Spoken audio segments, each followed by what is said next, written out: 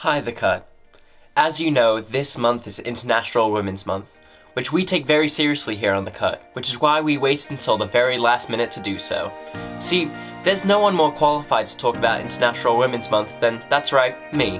See, the fight for women's rights is still not over, which is why we need to put a stop to a lot of the things causing women problems to this day. Like, for example, misogyny, the wage gap, mansplaining, which by the way, if you're not as smart as me and you don't know what mansplaining is, it's basically when a man explains something in a very condescending tone. See, the voices of women on these kinds of issues is the most important thing.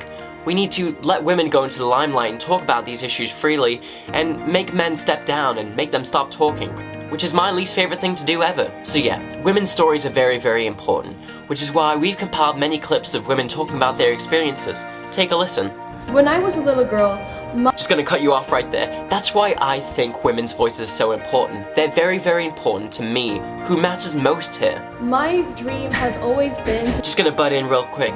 That's the reason why the persecution and silencing of women is such a terrible thing. Now keep going. Women really need to just be heard. Just one more thing here. See, that's why the voices of women are so important, because they have something to say, but they're just not being allowed to say it. Alright, keep going. And our voices are. Alright, that's enough. See, that's why women's voices should be uplifted and celebrated. I mean, just listen to the words of activists like Malala. It was always my Wow, that was a really, really good point, but I'd like to speak now. The fight is still not over and equality has still not been achieved. As the great Amelia Earhart once said, Eden Shaw really hit the nail on the head. I have nothing more to say. Oh, thanks, Amelia. Which is why the most important thing at the end of this International Women's Month is for men to take the back seat and just shut up. Oh.